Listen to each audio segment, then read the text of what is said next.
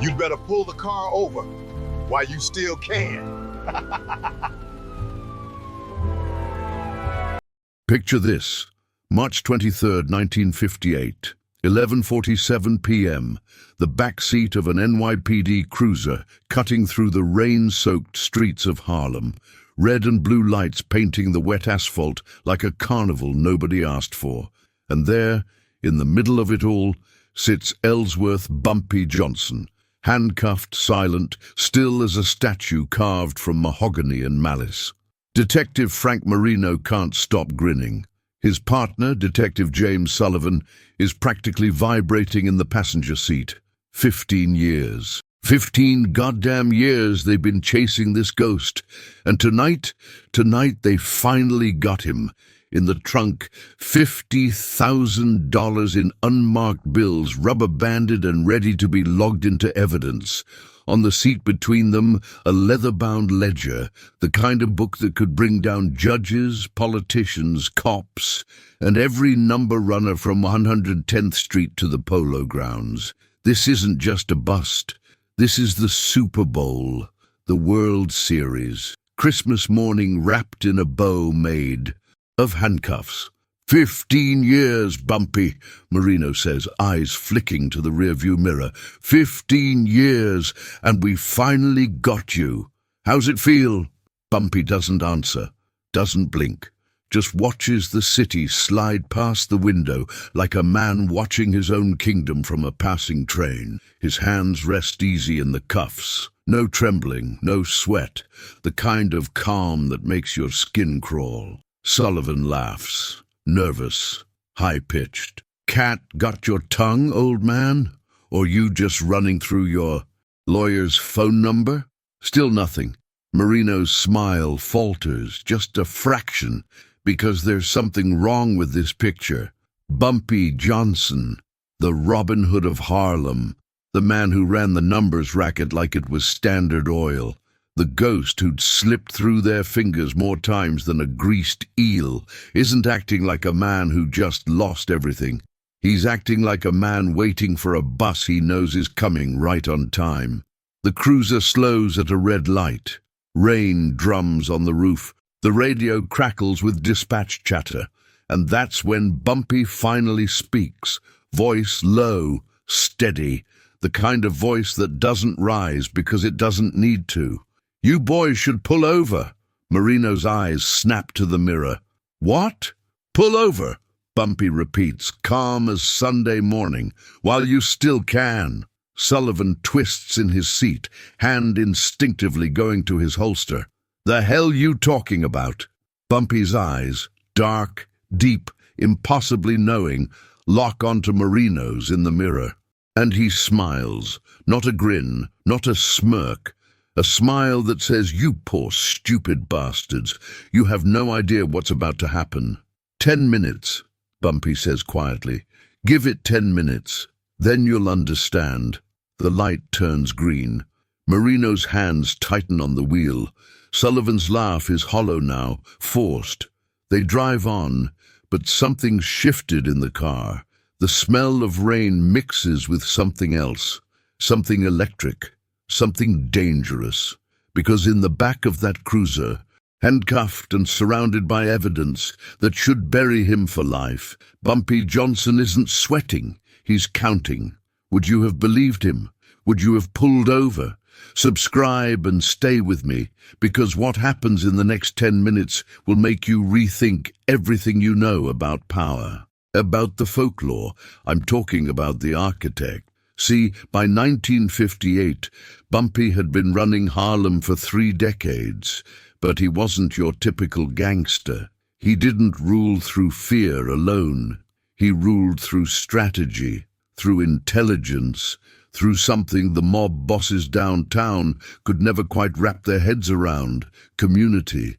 While the Italian mafia was breaking legs and burning businesses, Bumpy was paying rent for widows, funding college tuitions for kids whose fathers got locked up, keeping the lights on in churches. He wasn't Robin Hood because he was noble. He was Robin Hood because it was smart. You can't build an empire in Harlem by terrorizing the people who live there. You build it by becoming indispensable. But here's the thing about power. It attracts attention. And by the late 50s, the NYPD had made Bumpy their white whale. Detectives Marino and Sullivan were the Ahabs of this story, two straight-arrow cops who genuinely believed in the system, who thought that if they just worked hard enough, played by the rules, stayed clean, they could take down the biggest fish in the dirtiest pond. They'd been building their case since 1943. Surveillance, informants, wiretaps that never quite caught anything prosecutable. Bumpy was a phantom. He never held the money, never made the calls, never got his hands dirty. He had a network, street kids, janitors, cab drivers, barbers, people the cops never looked twice at, people who moved. Information faster than any police radio. But on March 23rd, 1958, Marino and Sullivan finally got lucky. An anonymous tip led them to a warehouse in the South Bronx, and there it was, the mother lode, cash, ledgers, evidence that could connect Bumpy to every illegal operation from the numbers racket to policy banks, from protection schemes to underground casinos. They kicked down the door, guns drawn, expecting a firefight. What they found was Bumpy Johnson sitting at a card table, sipping bourbon, waiting for them like he'd sent the invitation himself. "Took you boys long enough," he'd said, standing slowly, hands already raised. "Should I get my coat?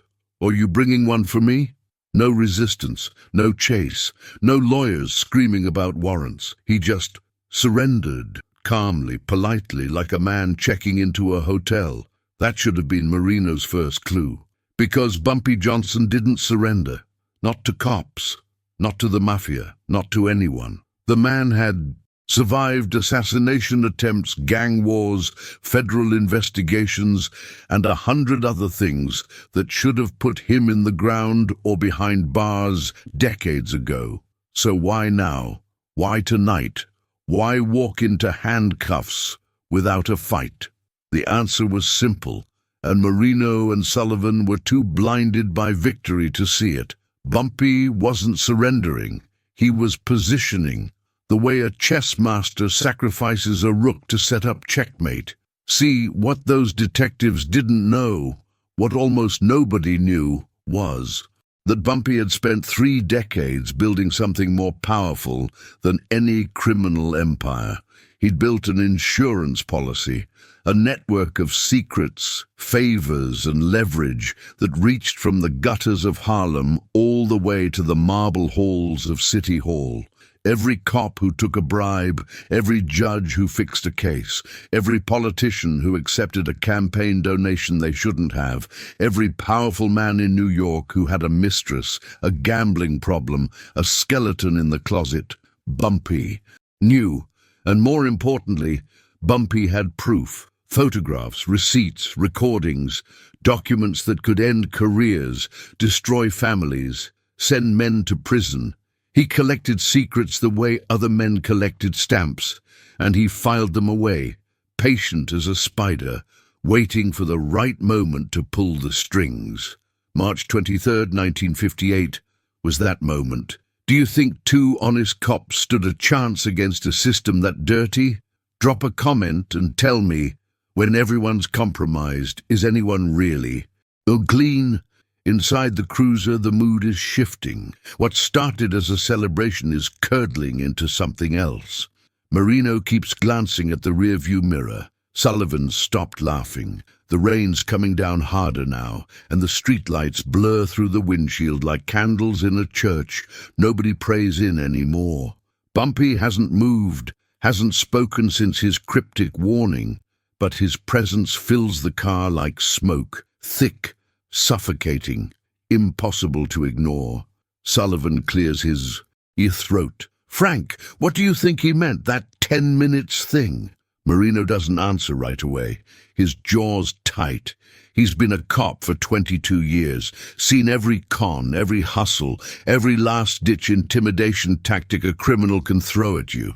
This is just Bumpy trying to get in their heads. Classic psychology. Make the arresting officers doubt themselves, second-guess the arrest, maybe make a procedural mistake. He's bluffing, Marino says finally.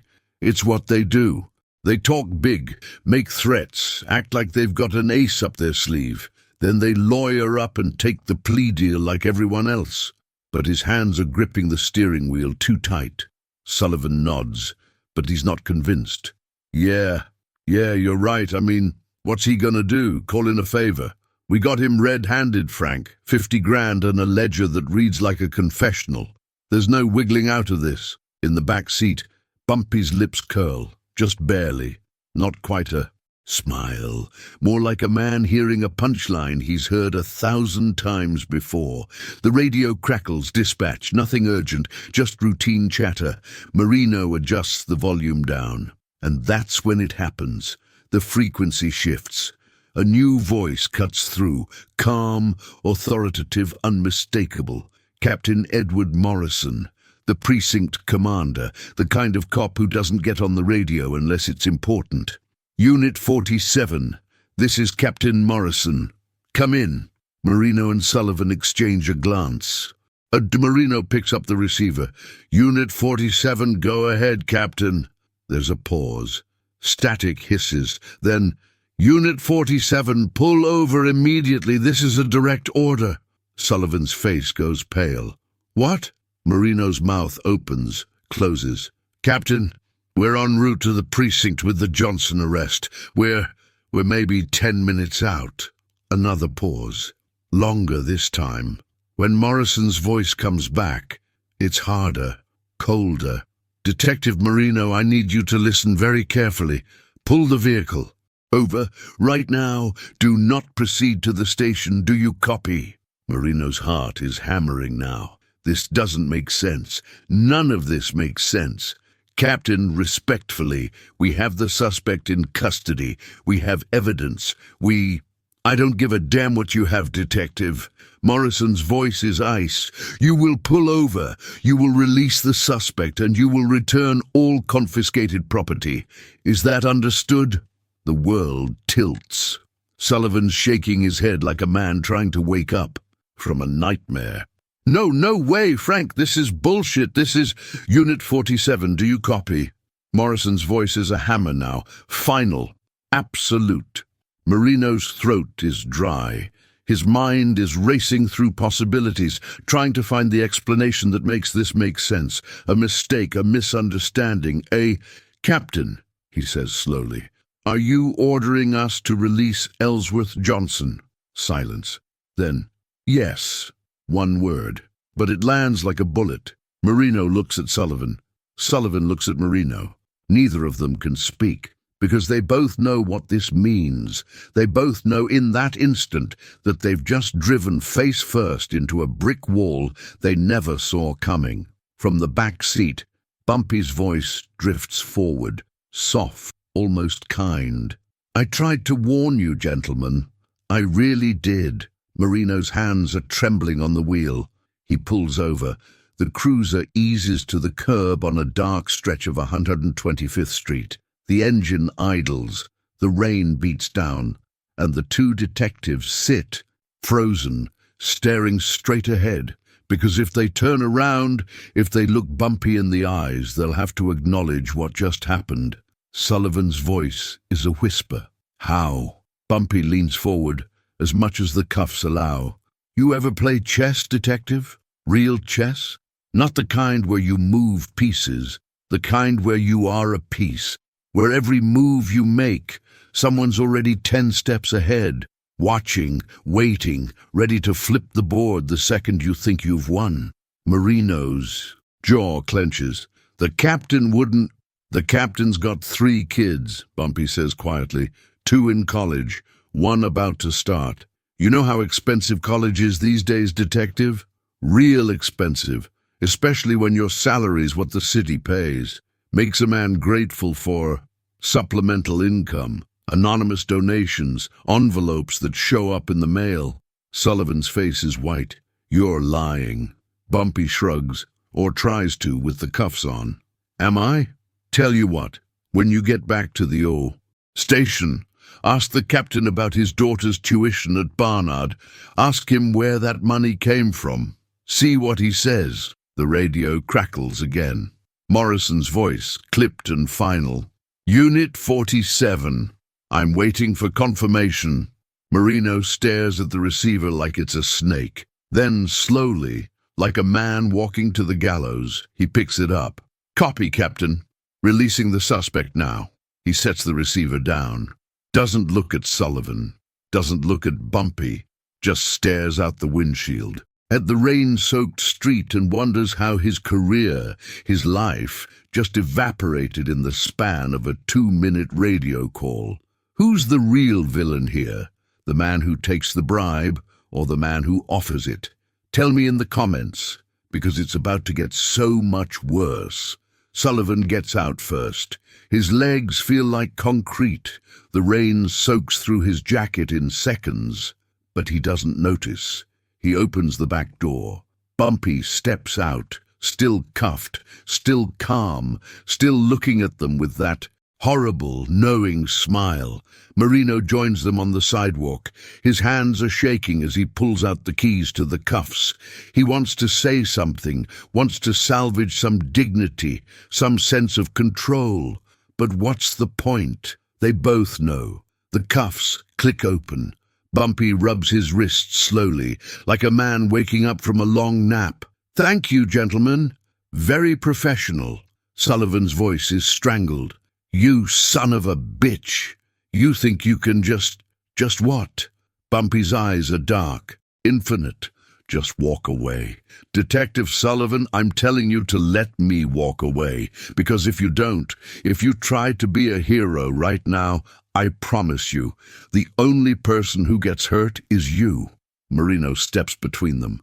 "The money, the ledger, we need to—" "In the trunk," Bumpy says mildly.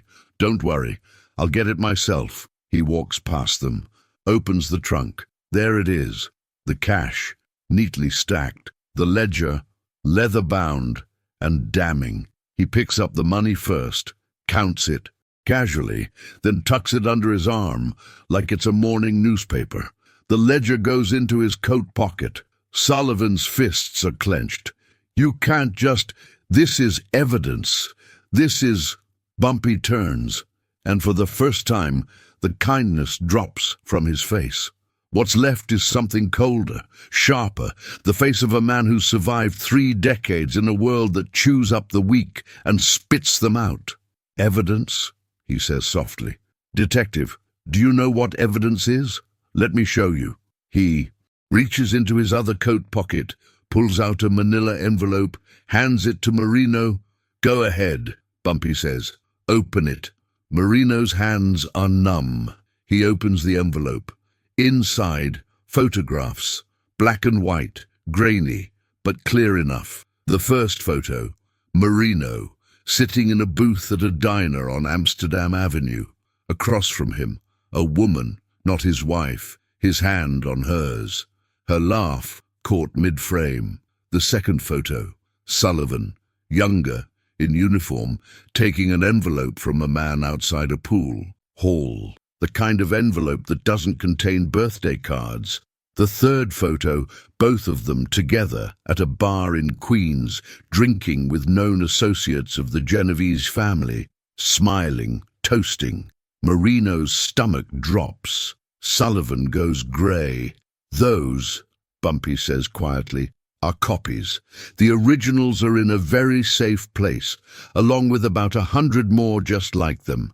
Photos of judges, prosecutors, cops at every level from beat patrol to the commissioner's office. I've been collecting them for 30 years, gentlemen. 30 years of insurance." He steps closer. The rain runs down his face, but his eyes are dry, clear, ruthless. "You think you arrested me tonight? You didn't. I let you arrest me because I needed to send a message, not to you, you're nobody, but to the people who think they can touch me, the people who think that because I'm getting older, because I don't move as fast as I used to, I'm vulnerable." He taps the envelope still in Marino's hands. This is power, detective, not guns, not muscle, information. And I've got more information on the people who run this city than the FBI, the DA, and the IRS combined. You know why? Neither detective answers. Because I pay attention, Bumpy says. While you were arresting drunks and writing tickets, I was watching, listening, learning who cheats on their wife, who's in debt, who's got a son with a drug problem, who's taking money they shouldn't take. Everyone's got a weakness. Everyone's got a secret, and I know all of them. He takes the envelope back, slides it into his coat. So here's what's going to happen.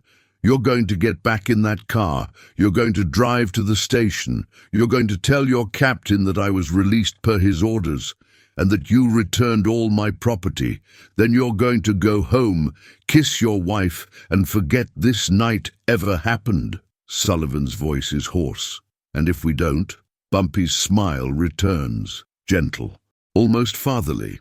Then tomorrow morning, those photos end up on your captain's desk, your wife's mailbox, the front page of the Amsterdam News. And by tomorrow afternoon, you're unemployed, divorced, and under investigation, maybe even indicted, depending on how deep Internal Affairs wants to dig. He adjusts his coat, straightens his tie. But you're not going to do that. Because you're smart, you're survivors, and survivors know when they're beat. The rain falls. The street is empty. Somewhere in the distance a siren wails. Marino's voice is barely a whisper. How long have you known? About us? Bumpy tilts his head. Detective Marino, I knew about your girlfriend in the Bronx before you knew you were going to cheat on your wife. I knew about Detective Sullivan's little side hustle with the bookies the day he took his first payment. I know everything, gentlemen. It's my job to know. He starts walking. 3 steps, 5, then stops, turns back. 1 more. Thing, he says. You're good cops, honest in your way. That's rare. So I'm going to give you some advice. Stay that way. Stay small. Stay clean from here on out. Because if you ever come at me again, I won't be this generous. And with that, Ellsworth Bumpy Johnson walks into the rain-soaked Harlem night, $50,000 richer, his empire intact, his legend secure. Marino and Sullivan stand on the sidewalk, soaked, broken, staring at the spot where he disappeared. Finally, Sullivan speaks. What do we do? Marino doesn't answer, because there's nothing to do, nothing to say. They've just been checkmated by a man who didn't even need to move. They get back in the car. The engine starts. The radio's silent now. They drive back to the station, and neither of them speaks the entire way. Is Bumpy a hero for protecting his community, or just a smarter criminal? Subscribe, because the game's not over yet. But here's the part the history books don't tell you. The part that makes this more than just another story about a gangster outsmarting the cops. Because what happened that night, March 23rd, 1958, wasn't just about Bumpy Johnson walking free. It was about what happened after. See, word travels fast in New York, especially in the underworld. By sunrise, every numbers runner, every policy banker, every street-level hustler in Harlem knew what went down. The cops tried to grab Bumpy. The cops got their hands slapped. The cops let him walk. But more importantly, the mafia heard about it, and they were terrified. Let me explain. By 1958, the Italian mob had been trying to muscle into Harlem for years. They wanted the numbers racket. They wanted the policy banks. They wanted control of the most profitable black neighborhood in America. And Bumpy Johnson was the only thing standing in their way. They'd tried violence. Didn't work. Bumpy had survived more assassination attempts than Castro. They'd tried bribes. Didn't work. Bumpy had more money than most mob bosses. They tried political pressure. Didn't work. Bumpy had more judges in his pocket than they did. So their last play was this. Let the cops do it. Let the NYPD take Bumpy down. Let the system crush him. because even Bumpy Johnson, with all his connections, couldn't beat a bulletproof case. Right? Wrong. The morning after his release, Bumpy called a meeting. Not at some secret location, not in a back room, at the Lenox Lounge, the most public, most visible nightclub in Harlem. He sat at his usual table, back corner facing the door, and waited. By noon, every major player in Harlem was there. Policy kings, numbers runners, legitimate businessmen who dabbled in the grey economy, even a few cops on the payroll. The place was packed, and then Bumpy spoke. "Gentlemen," he said, voice steady, "last night the NYPD tried to arrest me. They had evidence. They had a case. They thought they had me dead to rights." Silence. Every eye on him. They were wrong. He let that hang in the air, then continued. "Now, I tell you this not to brag. I tell you this because I want you to understand something. We are not vulnerable. The system wants to break us. The mob wants to take what's ours. And they genuinely believe that because we're black, because we operate in the margins, because we don't have their legitimacy, we can be crushed any time they decide to apply pressure." He leaned forward. "But here's what they don't understand. Legitimacy is a lie. Power isn't about wearing a badge or sitting in City Hall. Power is about knowing where the bodies are buried. Power is about having something people need. Power is about being so indispensable, so deeply woven into the fabric of this city, that pulling you out would unravel the whole damn tapestry." Murmurs, nods. The room was electric. "Last night I proved something," Bumpy said. "I proved that we don't need to fight them. Head on. We don't need to match them gun for gun, badge for badge, lawyer for lawyer. We just need to be smarter. We need to think 10 steps ahead. We need to collect our insurance and know exactly when to cash it in." He stood, walked to the center of the room. "So here's my message to anyone listening. And trust me, people are listening. Harlem is ours, not the mob's, not the city's. Ours. And if anyone, cop, mobster, politician, doesn't matter, tries to take it from us, they will. Learn what I taught those detectives last night." He paused, smiled. "You can arrest a man, you can handcuff him, throw him in the back of a car, parade him through the streets like you've won. But if that man knows your secrets, if he's got leverage on every single person in the chain of command above you—" Bumpy snapped his fingers. The sound cracked through the room like a gunshot. "Then you're not arresting him. You're just giving him a stage." The room erupted. Applause. Laughter. The kind of energy that comes when people realize they're not as powerless as they thought. But Bumpy wasn't done. "One more thing," he said, voice cutting through the noise.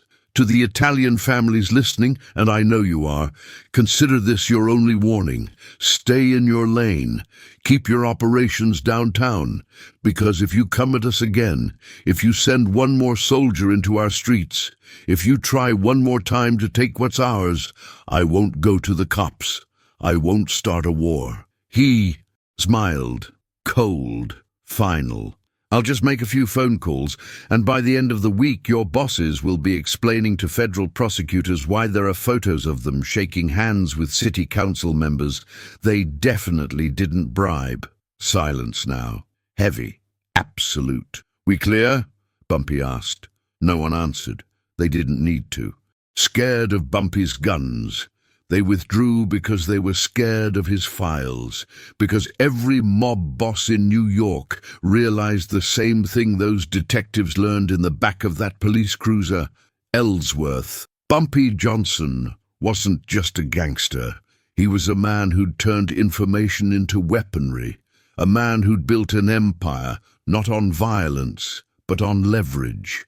A man who understood that in a dirty system, the cleanest hands belong to whoever's holding everyone else's secrets. The NYPD never came at him again, not seriously. Oh, they'd bring him in for questioning now and then, ruffle his feathers, make a show of it, but they never pressed charges, never built another case.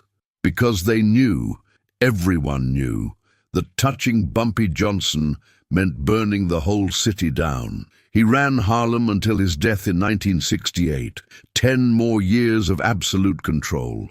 Not because he was the toughest, not because he was the richest, but because he was the smartest.